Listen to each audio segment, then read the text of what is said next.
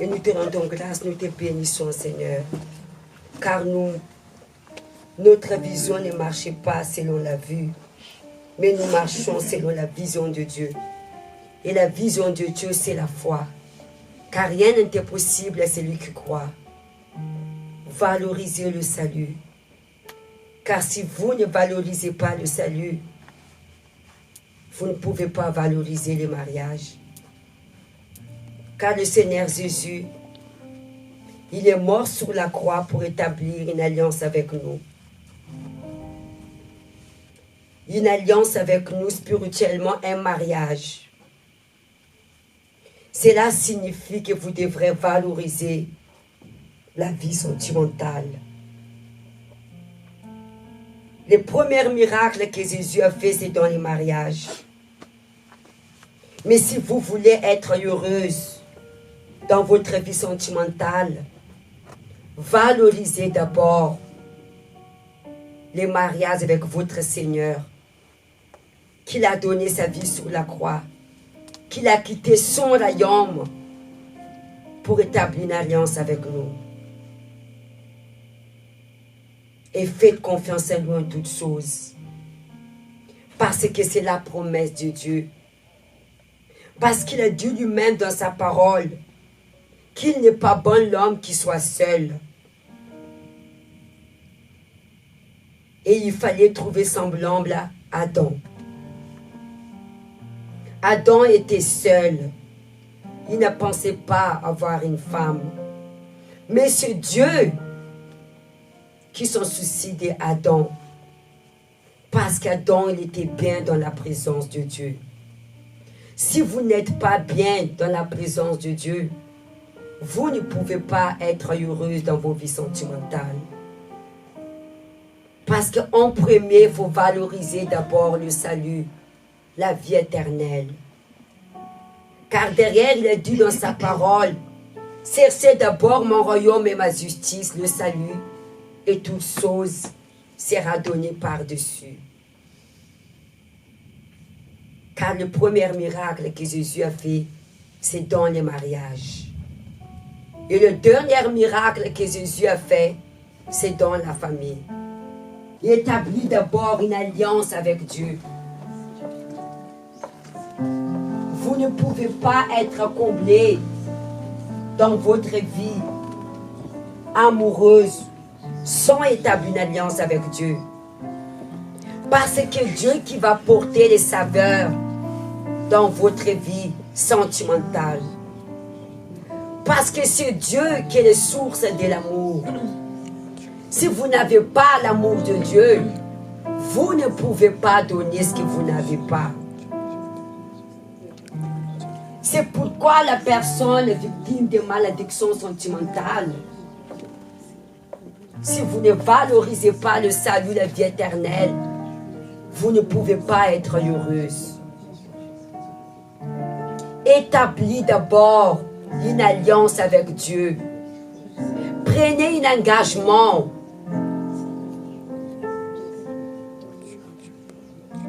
Pour que vous soyez comblés dans votre vie amoureuse. Parce que c'est Dieu qui sait qu'Adam était seul. C'est lui qui a donné à Ève. Ce n'est pas vous qui allez chercher votre mari, mais c'est Dieu lui-même qui va ramener envers vous. Quand vous valorisez la vie éternelle, la personne, elle n'est pas dans l'anxiété, mais elle a la confiance absolue en Dieu. Mais si vous avez de l'anxiété, posez-vous question. Est-ce que votre salut est assuré? À quoi sert gagner le monde et de perdre son âme? C'est-à-dire, à quoi sert de conquérir un mariage, la famille bénie, la prospérité, de perdre votre âme à l'enfer? Parce que toutes choses, Jésus le dit, les païens, même, ils courent derrière cela. Tout cela appartient à Dieu pour ses enfants, ce qui fait sa volonté. Valorisez d'abord la vie éternelle. Car la foi que Dieu vous a donnée, elle n'a pas amené seulement pour conquérir le miracle, mais pour sauver votre âme. Car le Seigneur Jésus-Christ est notre Sauveur. Il est venu sur la terre d'abord pour nous sauver. C'était le plan de Dieu. Mais aujourd'hui, la personne, elle valorise plus les choses de physique que son salut. La justice de Dieu sera contre ces personnes. Car Dieu a créé l'enfer pour ceux qui ne soumettent pas à sa volonté. La justice de Dieu sera très dure envers vous et sévère. Parce que vous ne valorisez pas le sacrifice de Jésus sur la croix. Tout ce que vous intéressez, c'est des bénédictions physiques. L'enfer a été créé par le diable. Mais tout ce qui ne fait pas la volonté de Dieu, qui fait leur propre volonté, c'est-à-dire ne valorisez pas le salut, vous aurez des jugements aussi, l'enfer sera pour vous. Oui, on a besoin de conquérir les choses matérielles pour témoigner la gloire de Dieu sur cette terre. Mais tout cela va rester. Parce que tout cela, c'est physique. Momentanément. Mais celui qui dure éternellement, c'est spirituel, c'est votre âme. Pensez à la vie éternelle et valorisez l'amour de Jésus sur la croix. N'ayez-tu pas la crainte du Père? Certains ne voient pas le miracle, ils veulent désister. C'est vous qui perdez. Sans Dieu, nous ne pouvons rien faire. Confie-toi à Dieu. Ayez la sagesse de penser à ton salut. Ainsi est le message de l'Éternel, notre Dieu. Amen. Asseyez-vous. Ayez la soif de votre salut. Moi, j'étais victime de malédictions sentimentales. Je n'étais jamais heureuse. Je suis heureuse aujourd'hui, le moment où j'ai valorisé mon salut. Vous pouvez être dans la présence de Dieu. Vous ne pouvez jamais être heureuse. Vous finissez à abandonner Dieu. Parce que pour Dieu, c'est une injustice. Je préfère tomber entre les mains du diable que Dieu peut me délivrer contre la main de Dieu. Personne ne peut échapper à son jugement. Et le jugement de Dieu, quand la personne ne valorise pas la vie éternelle. Jésus est mort sur la croix, pas pour donner un mari, ou un travail, ou la prospérité, pour nous sauver d'abord. N'oublie pas ce qu'il a fait. Jésus change ma vie ou pas, je n'abandonne pas. Il sera toujours mon Dieu. Est-ce que Jésus, il est obligé de nous bénir? Non, je donne mon offrande. Je viens prier. Personne ne mérite. Dieu n'est pas obligé de nous bénir. Il fait. Parce qu'il est un Dieu de miséricorde. Il fait parce qu'il a promis. L'argent et l'or l'appartiennent. Tout ce que vous avez appartient à Dieu. Les souffles que vous avez appartiennent à Dieu. Il n'y a rien à vous. Même le travail. Parfois, nous n'arrivons pas à conquérir la bénédiction de Dieu parce que nous sommes très orgueilleuses. Apprenez à bénir Dieu en toutes choses. Aimez Jésus. Le reste va s'en occuper. Si vous n'aimez pas Jésus, vous n'aurez pas la vie. Aimez Jésus. Un jour, vous allez se marier. Votre mari n'a pas de travail, vous allez quitter. Il tombe malade, vous allez quitter. Jésus est fidèle. Ce qu'il a promis, il va le faire. Peu importe le temps. Sans Dieu, nous ne pouvons rien faire. Il me dit, enseigne à mon peuple qui a soif de m'aimer.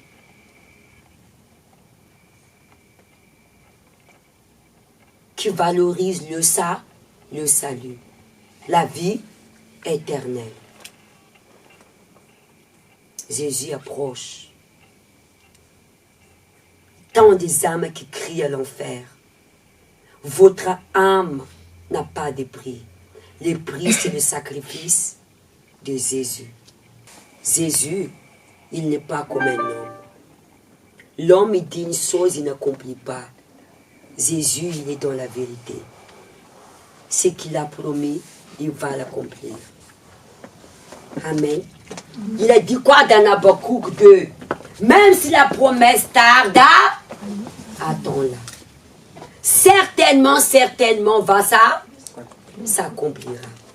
Genèse chapitre 24, s'il vous plaît. On va les lire. À partir du verset 14. Vous connaissez l'histoire que Abraham doit mourir. Il a envoyé son serviteur chercher la femme de qui? De son fils. On va aller 14 parce que c'est jusqu'au 20. Qui est la jeune fille à laquelle je dirais, pense ta cruche, je t'en prie, pour que je boive, et qu'il répondra, bois, et je donnerai aussi boire à des chameaux, soit celle que tu as destinée à ton serviteur Isaac. On arrête ici. La vie amoureuse, il faut savoir demander la direction de Dieu et des signes. Amen. Abraham, il a envoyé son serviteur pour chercher la femme de son fils. Et Abraham, regarde comment Dieu a honoré les serviteurs.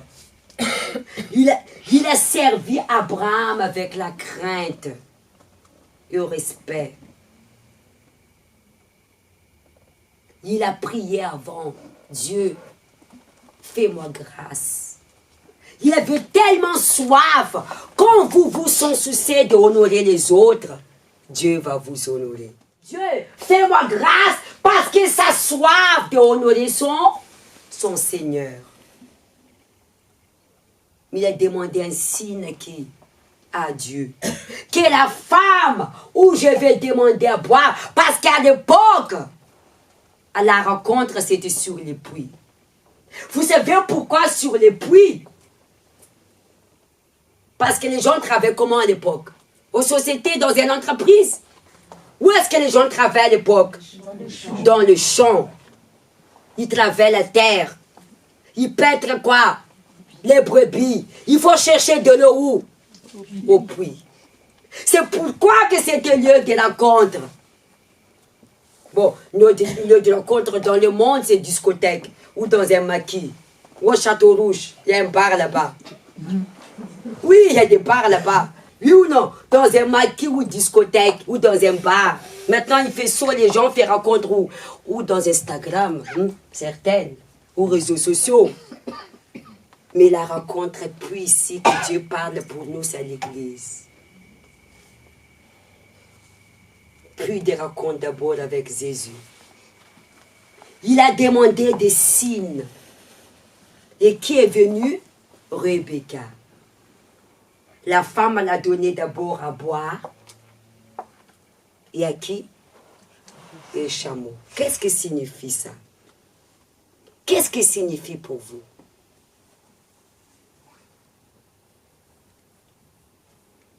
Dieu a vu la disposition des serviteurs et Rebecca. Dieu a déjà choisi que ce soit Rebecca parce qu'elle avait un esprit de servir. Si vous n'avez pas esprit de servir Dieu, il ne peut pas vous honorer dans la vie sentimentale. Dieu a honoré qui? Rebecca. Il a demandé un signe, mais elle avait un esprit de servir. Regardez, il y avait plein de troupeaux. Elle a donné à boire à lui, je ne sais pas combien de troupeaux. Il a donné à boire. Elle avait un esprit de servir et la disposition. Si vous n'êtes pas disposé à honorer Dieu, oubliez la vie sentimentale. Regarde l'esprit des sacrifices. Honorer d'abord le premier mari. Le premier mari, c'est qui? Jésus, qui a donné sa vie pour nous sur la croix. Servez-lui. Adam a servi Dieu dans les jardins d'Éden. Qui s'en soucie d'Adam? C'est Dieu.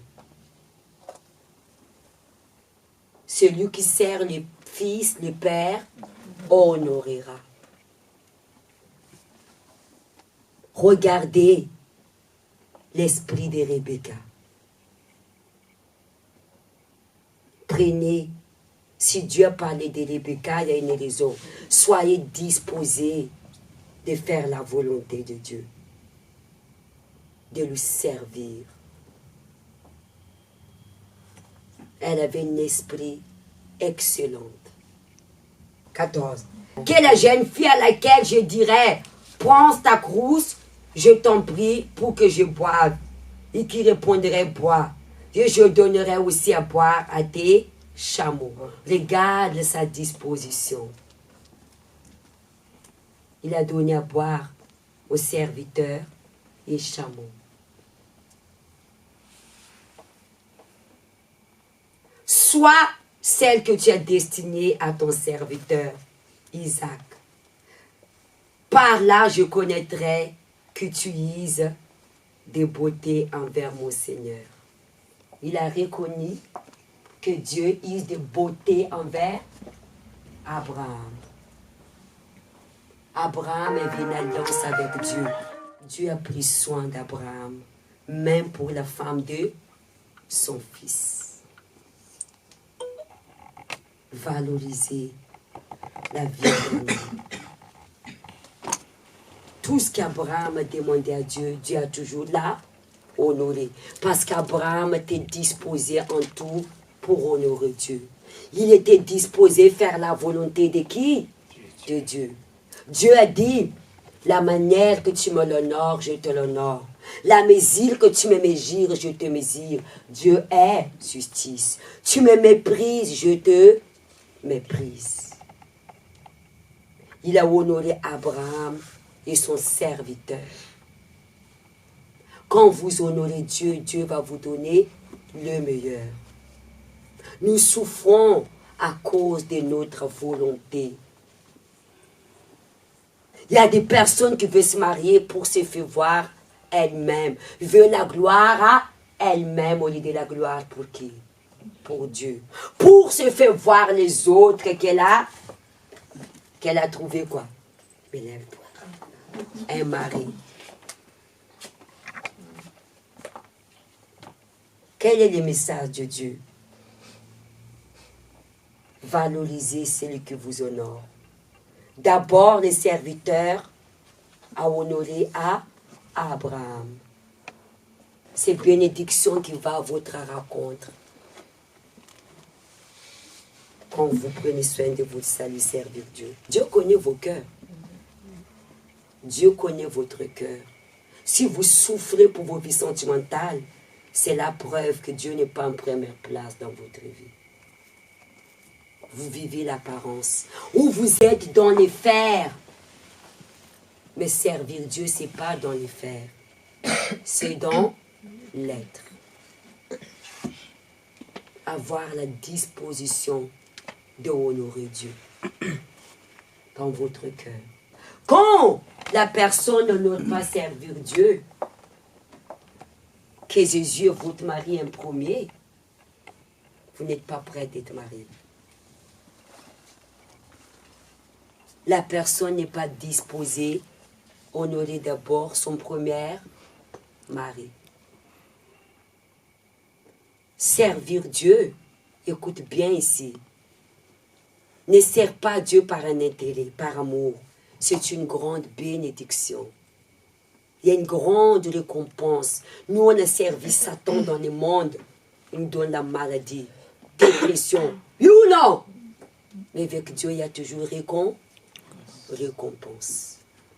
Il n'oublie jamais ce que vous faites pour lui. Même dans les petits détails. Il vous aime énormément. Si tu penses que tu es seul, tu n'es pas seul. Sois patience. N'oublie pas la faveur de l'Éternel que nous a donné, qu'il est mort sur la croix. Vous savez, pasteur, ça n'arrive pas à toi d'abandonner, si, plusieurs fois. Mais je me rappelle toujours ce que Jésus m'a fait sur la croix. Ça m'arrive de désister. Ça arrive à tout le monde, on est humain. Mais n'oublie pas ce que Jésus a fait sur la croix. Personne n'a assez souffert comme Jésus pour nous aimer. Le monde peut nous abandonner. L'homme peut nous abandonner. Jésus ne nous abandonne jamais. C'est nous qu'on abandonne Jésus. On revient toujours à lui.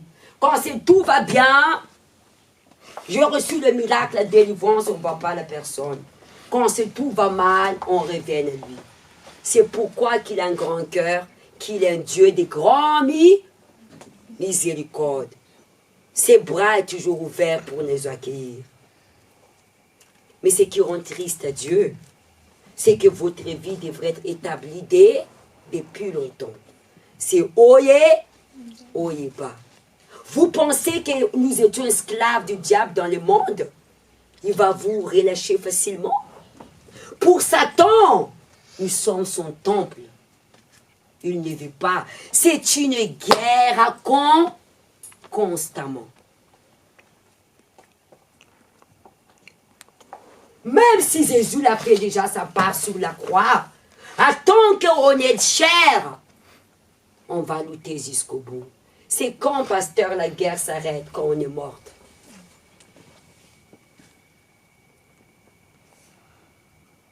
Amen.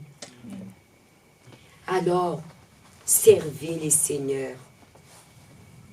Il va vous honorer. Moi, je n'ai jamais préoccupé ma vie sentimentale. La bénédiction va Tara. Qui est venu à la rencontre des serviteurs? Est-ce qu'il a cherché? C'était qui à sa rencontre? Rebecca.